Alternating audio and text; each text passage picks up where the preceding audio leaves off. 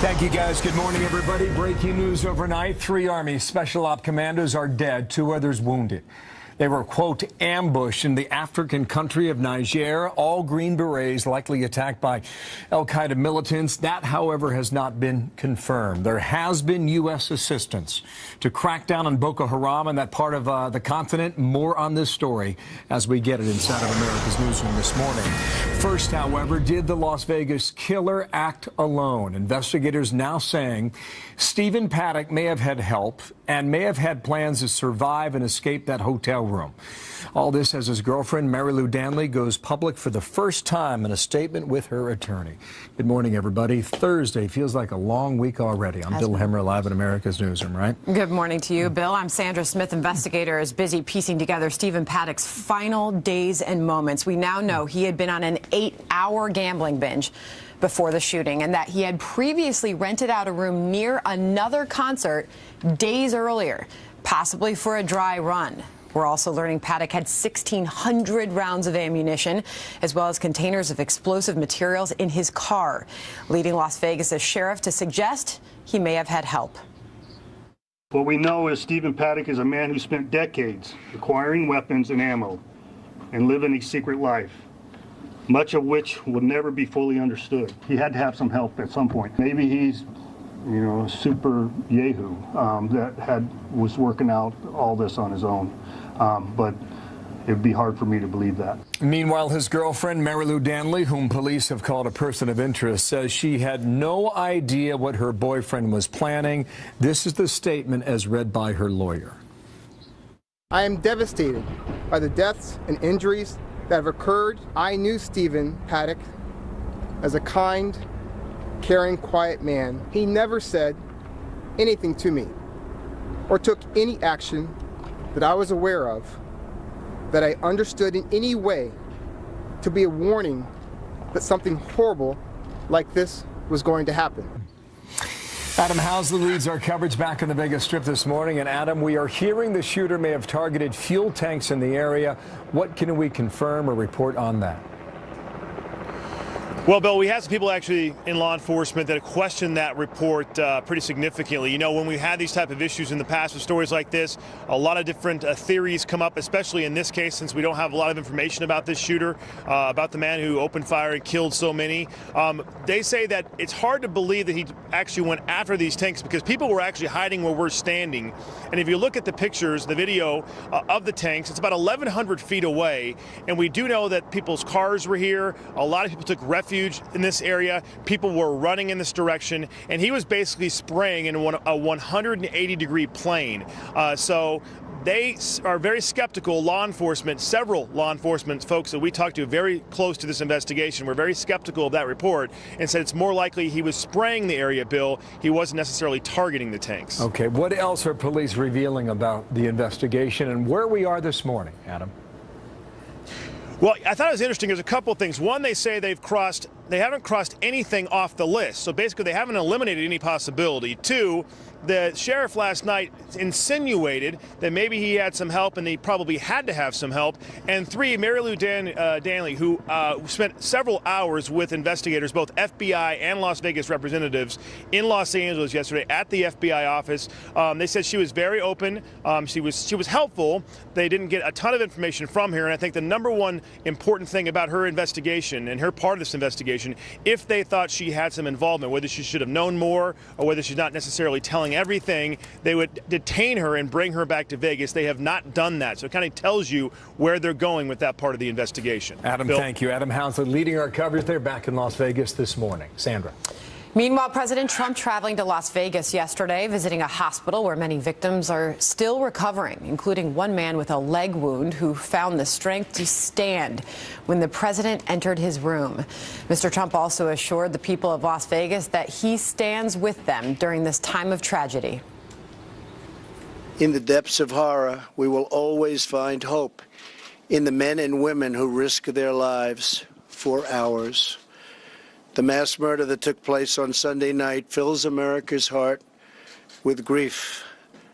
America is truly a nation in mourning.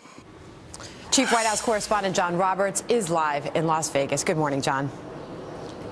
Sandra, good morning to you. We're at the famous welcome sign here on South Las Vegas Boulevard. There is a memorial just underneath the sign, and all morning, it's barely just 6 o'clock here in the morning, people have been coming by to light a candle or to leave a flag or a message in honor of the 58 people who died here. Also a sign thanking the officers from the Las Vegas Police Department who came in to save so many people. The president spent a few hours here yesterday, clearly quite taken with the people that he met yesterday, tweeting out this morning, quote, "So wonderful to be in Las Vegas yesterday and meet with people from police to doctors to the victims themselves, who I will never forget." The president spent a couple of hours at the University Medical Center meeting with victims of the gunman. One of them, Thomas Gunderson, posted some Facebook video. He had a bad leg wound, but still, despite the pain and the difficulty getting around, he stood up when the president came into the room, posting on Facebook that he will never lie down when the president comes to see him. Another person that the president visited with yesterday was Las Vegas Police Department officer Tyler Peterson. It was his second day on the job. He rushed to the scene to help people get out of harm's way. He was shot in the chest and the arm. Seemed to be doing quite well, though, there in that photo with the president. At the Police Command Center, after visiting UMC, the president met with heroes from law enforcement and some civilians. The president said that words cannot describe the bravery that the world witnessed there on Sunday night. Listen here.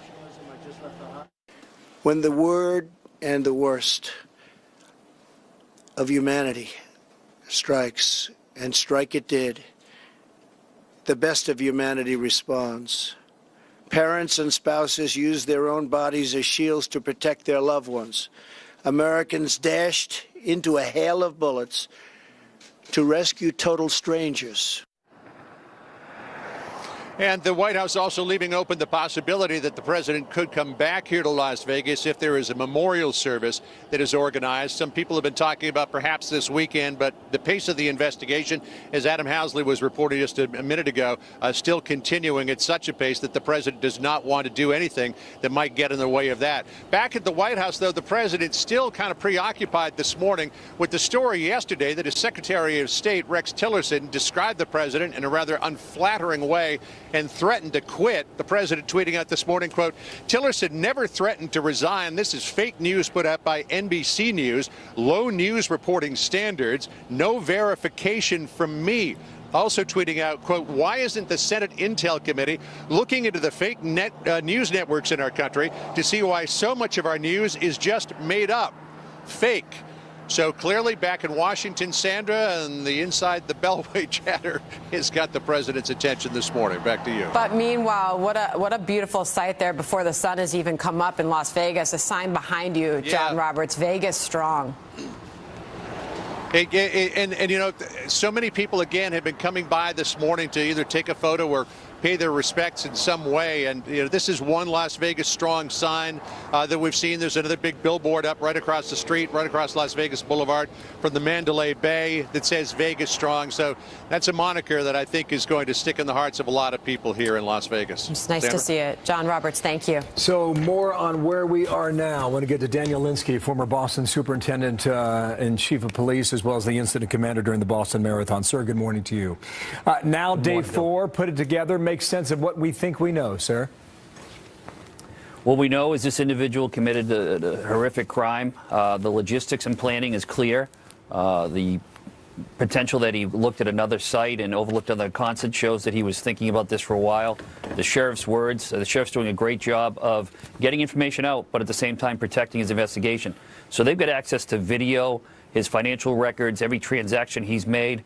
The fact that they said that it looked like he was trying to escape, we don't know whether they have video of that, whether they have information from the hotel. Maybe he booked hotels or booked flights showing that he had plans for the future to do this attack and to get out of there.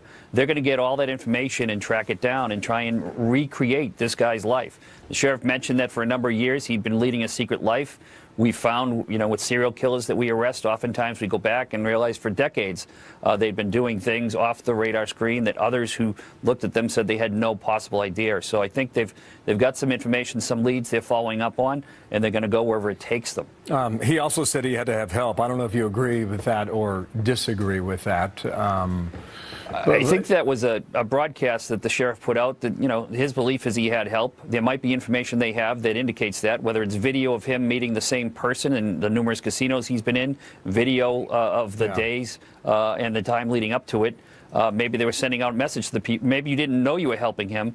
And if that's the case, let's talk about it. But somewhere along the line, people might have, done something to assist and not even realized it, or in fact they did realize it. Can you help make sense of why there is no motive that's been determined? I mean, in your practice, I mean, would that be considered standard, or would you have a pretty good idea right now? There's no particular set case, method, mode. You have to go where the evidence and the information takes you. Sometimes it's a eureka moment. It's a eureka witness that comes forward. We had so many theories in the marathon we were running down. And then all of a sudden we got photographs that we were able to then identify in Maxford's video that showed us who our bad guys were. Now we knew what they looked like. We were just trying to find out who they were.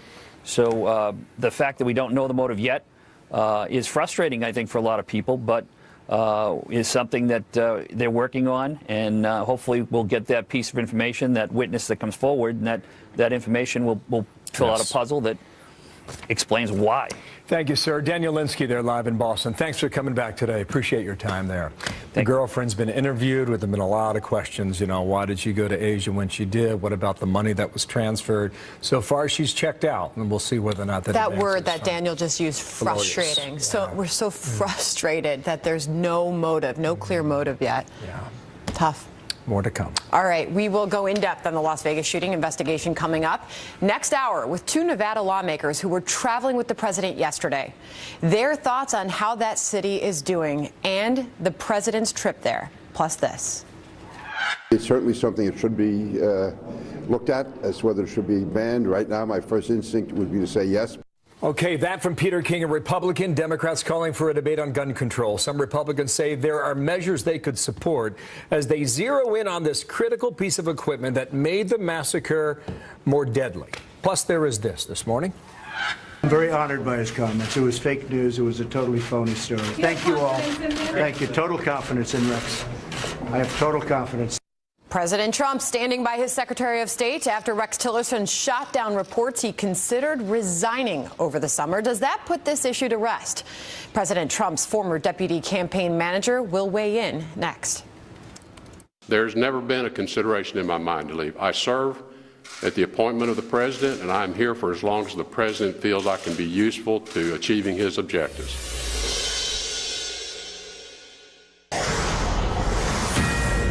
There's never been a consideration in my mind to leave. This is what I don't understand about Washington. Again, I'm not from this place, but the places I come from, we don't deal with that kind of petty nonsense. And it is intended to do nothing but divide people. And I'm just not going to be part of this effort to divide this administration. So that was a surprise statement. Rex Tillerson blaming Washington culture for reports of tensions with the commander-in-chief. David Bossie, president of Citizens United, former deputy campaign manager for Donald Trump for president, a Fox News contributor. And David, good morning to you. Good morning. So the report came out yesterday that he called the president a moron over the summer. He was asked about that, did not directly deny that particular part of the question, but just in a general sense, how would you describe the relationship between these two men? I think, look, the President of the United States has a great relationship with his entire cabinet.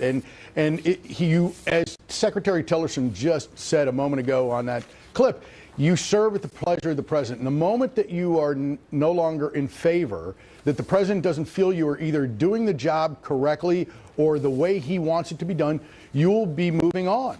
And I don't think this president has any problem with that. And I think what Secretary Tillerson's point is this fake news, this report about the name calling on a day that the president of the United States was making a visit to Las Vegas to divide, to try and create a story that is just, it is a complete fiction. It is unfortunate that they would pick the day that he visits the tragedy in Las Vegas to do that.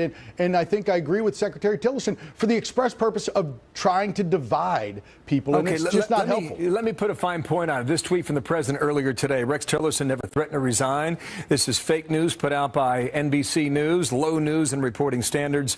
No verification from me. The report says the Vice President Pence talked him out of that. Is that true or not?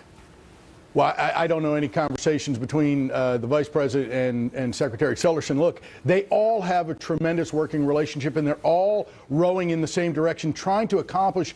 And quite honestly, the Secretary of State has inherited, just as the President and Vice President have, inherited a world gone awry by weakness of Barack Obama. So let's not mistake it for what it is. These are tough jobs, and there's tough decisions and tough policies that they're trying to put in place. And so whether they all agree or disagree is unimportant. They all have to be doing what the President wants. It seems like so many in Washington are not holding back. I mean, you have a Republican Senator, Bob Corker from Tennessee, announces retirement soon. At the end of his term, who said the following about the relationship with the Commander-in-Chief and 3 of his top cabinet members. I think Secretary Tillerson, Secretary Mattis, and Chief of Staff Kelly are those people that help separate our country from chaos. And I support them very much. Wow. What do you make of that? So it's a sober statement. That went on to say there are people within the administration that don't. I hope they stay because they're valuable to the national security of our nation. Well, one could hear that, and one could hear that. Well, one could hear that and say that that has nothing to do with President Trump. That he is just praising those people and their service. Look, I think that people are trying to create issues. And now Bob Corker has his own political issues. Let's just put those on the table. He has decided to retire as opposed to run for re-election because he was worried about a primary, a Republican primary. He has not been full-throated in his support of this president and of the policies that got this president elected. So that is out there politically, but he is praising people for we all know the world is in crisis. Around the world, the world is on an edge. I grant you that. So I don't know what Bob Corker was doing. I don't know why he said people that help separate our country from chaos. It appears that it's a direct shot of the White House, and I want to know where it's coming from. Do you know? First of all, I'm not in Bob Corker's head, and I can just say that he needs to support this president, and the people of Tennessee expect him, who sent him here to support these policies, whether it's tax reform in the next couple of months before the year's end. Bob Corker needs to be on board with the president's agenda, and that's what the people of Tennessee expect. Okay, David Bossie, thank you for coming back today. Okay, let's talk real soon. They're in Washington live. Thank you. 21 past the hour now. Breaking new details coming in on 3 Green Berets killed in an ambush. What the Pentagon is now saying about that attack next. Plus, President Trump now calling out the Senate Intelligence Committee over its investigation into the Russian meddling scandal. 100,000 pages of documents and over 100 witnesses, and still no evidence of collusion. When will this issue be put to rest? Initial interviews and document review generated hundreds of additional requests on our part for information, but we're not there yet.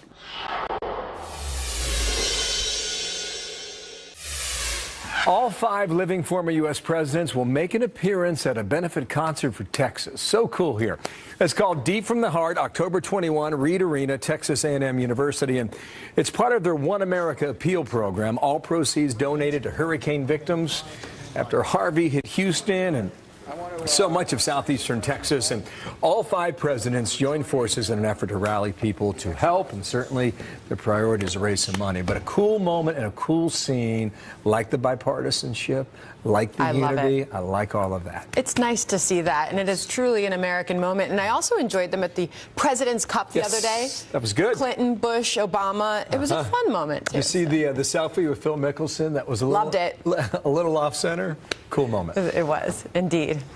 All right, 3 U.S. Army Special Ops commandos killed overseas, 2 others wounded after an ambush in Niger, in the southwest area of the country. We understand that the 2 wounded Green Berets are both expected to pull through. Lucas Tomlinson, live from the Pentagon. Lucas, how did this happen? Well, Sandra, officials are describing this as a routine patrol turned very deadly. Now, moments ago, we learned those 2 wounded Green Berets have been transported to a hospital in Germany. The names of the American Special Forces soldiers that were killed and wounded is being withheld, subject to next of kin notifications.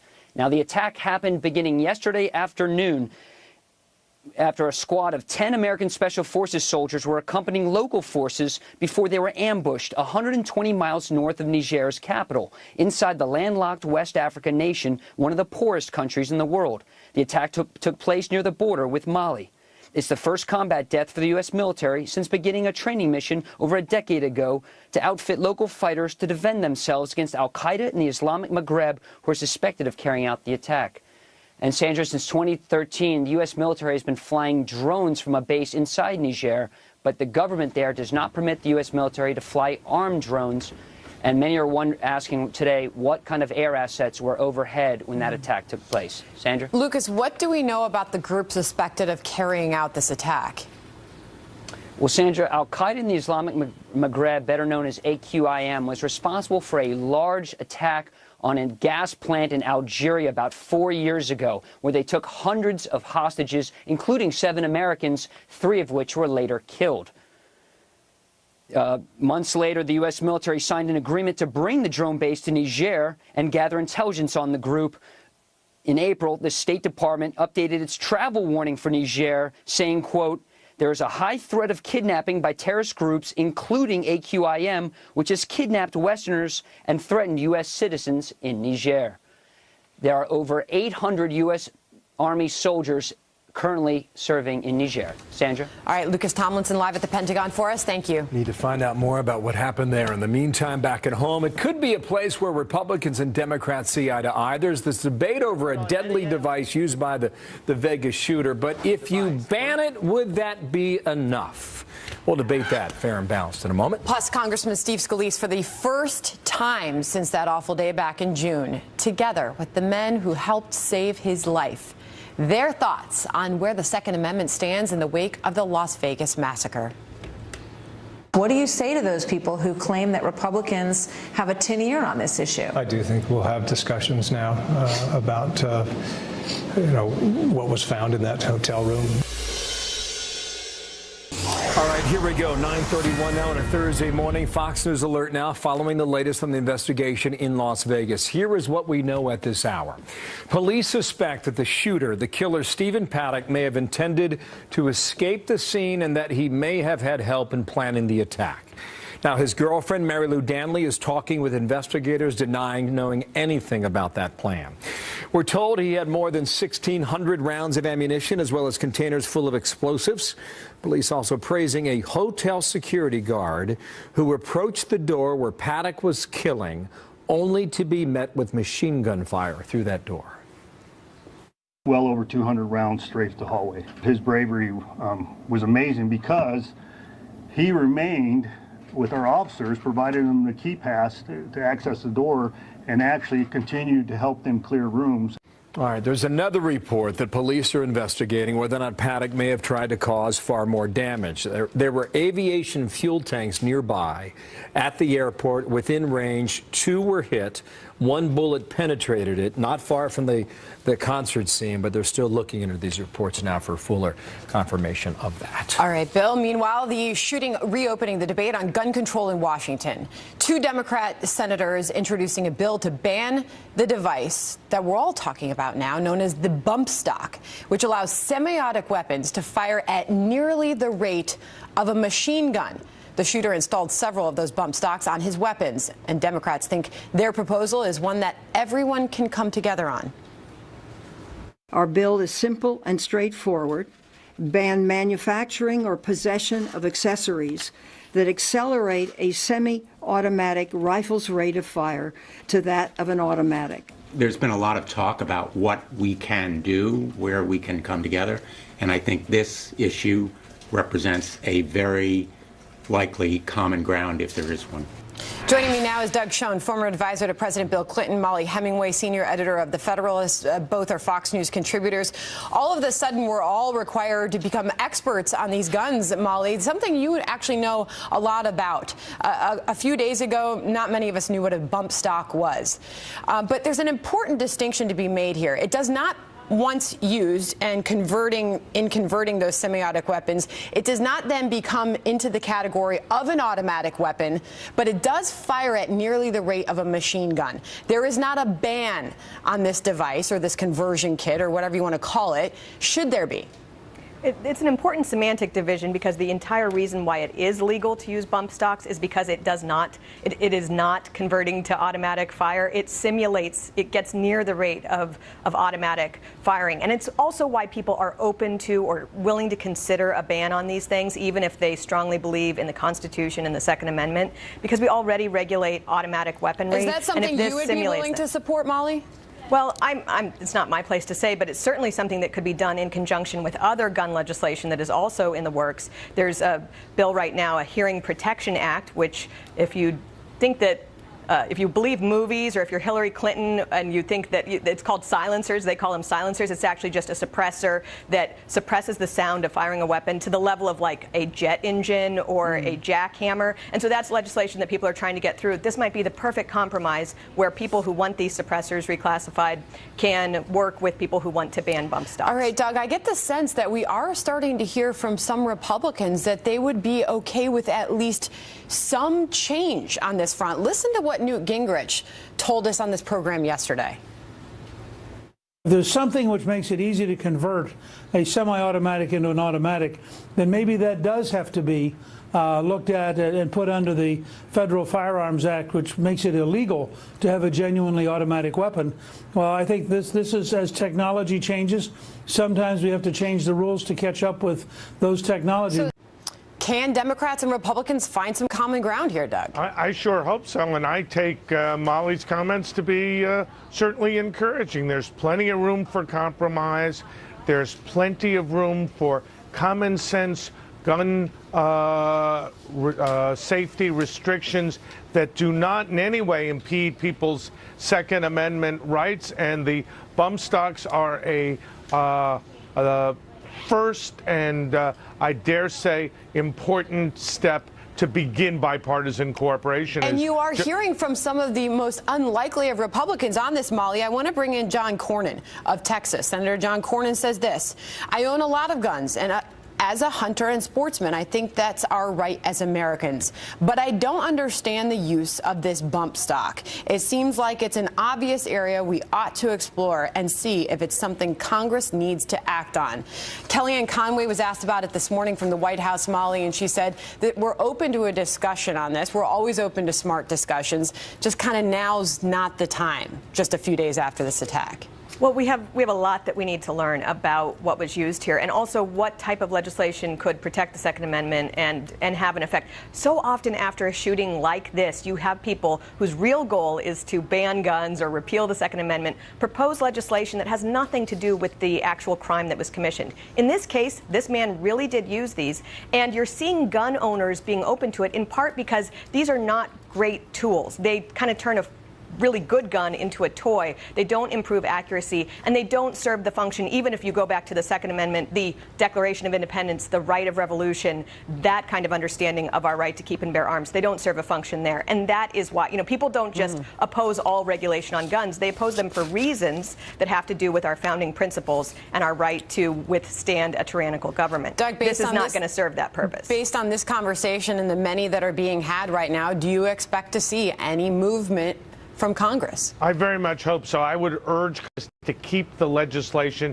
specific to what John Cornyn's spoken about, what Senator Feinstein talked about in the clip you played. Let's get the bump stocks banned and then move on to more common sense restrictions, like he didn't need all this ammunition. I don't question a gun owner's right to buy ammunition to own weapons, but we don't need 1,600 rounds. We don't need bump stocks. Let's make common sense restrictions. This is precisely what people get concerned about. I mean, the New York Times today is calling for repeal of the Second Amendment. It goes so quickly from something reasonable into something where people, you know, can reasonably understand that the actual goal is to take away the right to keep and bear arms. No such goal, and most right-thinking people don't. All right, both your thoughts and concerns are heard. Doug, Molly, thank you. Thank you so much, Sandra. So House Majority Whip Steve Scalise and his colleagues sharing their story with Martha McCallum. If you saw it last night, or if you did not, for reflecting on the shooting back in June. All four say the events of that shooting do not change where they stand on the Second Amendment. We need to couch the Second Amendment in its proper light. As we have this debate, let's don't lose sight of why the Second Amendment is most important to us. Yes, it's collecting and hunting, and yes, there are going to be times where automobiles are used improperly, and guns are used improperly, and drugs are used improperly.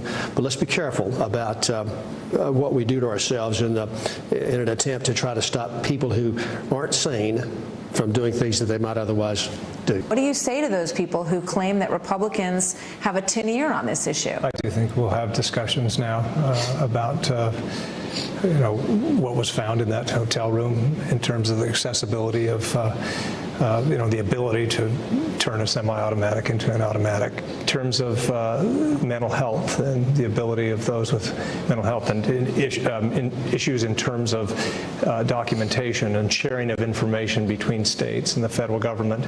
There are areas of agreement that we can have, and I think we can move ahead on. And you're unchanged on the issue? You know, if you look at what happened in my case, you had people on site with guns to immediately counter the shooter and take him down. And that happens every day in America, where regular citizens that have their own guns, because of the Second Amendment protection, are able to defend themselves against criminals. Wow. This debate's going to continue, and we'll see where it goes. This man in Vegas was sick. He was a killer, and if he had explosives in his car, he was going to figure out a way to get a lot of attention and kill as many people as he could. So let's see where the debate goes, and we'll see whether or not Washington takes It is so nice to see Steve Scalise back to work in Washington now. Big time. All right, so as the gun control debate takes center stage in Washington, where do some of the big agenda items like tax reform and Obamacare repeal stand? We'll ask House GOP leader Congressman Kathy McMorris Rodgers next hour. Also, Sandra, 100,000 pages of documents, 100 witnesses later, still no evidence of Russian collusion. So what is going on? Those are the findings from the Senate Intel Committee as of today. So when will the probe be over? And what the president is now saying about all of that in a moment. Next. The committee continues to look into all evidence to see if there was any hint of collusion.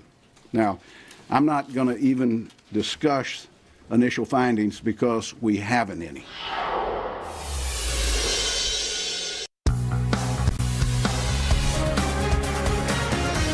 The issue of collusion is still open, that we continue to investigate both intelligence and witnesses, and that we're not in a position where we will come to any type of temporary finding on that until we've completed the process. So that press conference from yesterday, Richard Burr, the Republican for North Carolina on the Russia matter, which continues, but as of today, there is no hard evidence of collusion. The president on Twitter voicing frustration. Why isn't the Senate Intel Committee looking into the fake news networks in our country to see why so much of our news is just made up, fake, and tweet? Chris Direwalt, sir, Fox News politics editor. How are you, pal? Good morning to you. Good morning, Brother Bill. I don't know what it's going to take. 100 witnesses, 100,000 documents, 9 months later. Are they going to find anything? Well, you don't measure the efficacy of an investigation by the pound. It doesn't matter how many witnesses. It doesn't matter how many documents. This became a sideshow, and I don't mean sideshow in the sense that it's a carnival midway. This became how about a side dish as soon as Robert Mueller special counsel investigation began.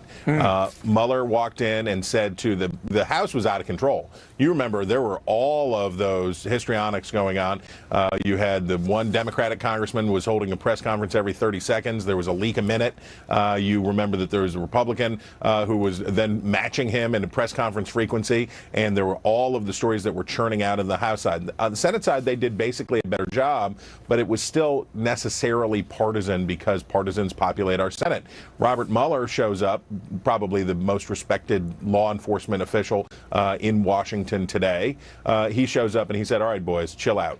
I'm going to take this. So the Senate ended up basically making a finding about what we already knew, which is that Russia tried to subvert our election. We already knew that, but they provided the documentation and the evidence, but they didn't go to the collusion question. And we don't know where Mueller's going to go on this. Obviously, Right. It's an open-ended question, and it's all in secret. Well, we think it's in secret. Who knows in Washington these days? Here's what I believe we can say, right? The Russian agents tried to get into our election system. 21 different states. To what degree, we don't know, but no votes were changed. So far, that seems to be the evidence we have been shown. No votes affected in the elections, but evidence of ad pushing to influence in some way. I guess there were 3,000 ads. I don't know. Show me an ad. Why can't we be shown that evidence so that you and I of I would say fairly intelligent mind, I'll speak for you. Not Depends me. on the day. Let us decide. Show us the ads, and then we can have a fair assessment ourselves. What's wrong with that? Well, Facebook and Twitter are the unregulated media conduits that are desperately trying to avoid disaster here because they got used. And they're saying, we were not complicit. We were not part of this. We did not know about the fake Russian accounts. We did not know that these ads were being pushed by the Kremlin. We didn't know. We didn't know. We swear, we swear, we swear. There is a second, there's a side dish to the side dish. And the side dish to the side dish is that these media companies know that they're going to get regulated, that's going to happen, that their free lunch is coming to an end, where they pretended not to be content providers, but we're just a platform. Yeah. So they're worried about that, so they don't want to share their business, and the Senate's going to make them. I'm getting full of the buffet already on this. I want you to listen to Richard Byrd, another comment. I think this is very important for us to understand why Mark Warner and others are still out there with such intensity, I'll say. Here's the comment. The Russian intelligence service is determined, clever, and I recommend that every campaign and every election official take this very seriously as we move into this November's election and as we move into preparation for the 2018 election. Okay, now this is very important because I don't know if they're going to take action before, then we'll wait and see. But this is the bug for Democrats. They don't think the administration is taking it seriously enough. And the president would come out and say, you're just trying to undermine my victory. Isn't that where the lines have been drawn on this? Yeah, and if the president allows his concerns about that to prevent us from taking appropriate actions against a hostile foreign power that continues to try to subvert our process, that wants to hurt us. We see the reports about the Kremlin-backed entities using racial strife in the United States, the football controversy about kneeling, or Black Lives Matter, or those issues, when we see them dividing Americans one against the other, if we don't take this propaganda war and this intelligence war seriously, they might succeed. Oh. Show me the ads. Make up our own minds, right? In time. Amen. Perhaps. Thank you, sir. Back to the buffet we roll. Chris Steyerwalt, D.C. Thanks. Sandra. Well, after a short break in storm activity, a tropical depression is forming in the Caribbean. Why folks along the Gulf Coast should keep an eye out for advances it may make. Also, new details. We get them every day, sometimes every hour. But did the Vegas shooter have help? Did he have a plan to escape that hotel room?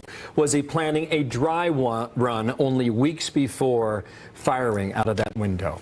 All this while his girlfriend, Mary Lou Danley, agrees to cooperate with the FBI. This word from her attorney.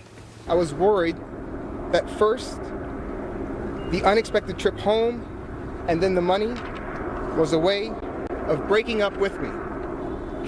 It never occurred to me in any way whatsoever that he was planning violence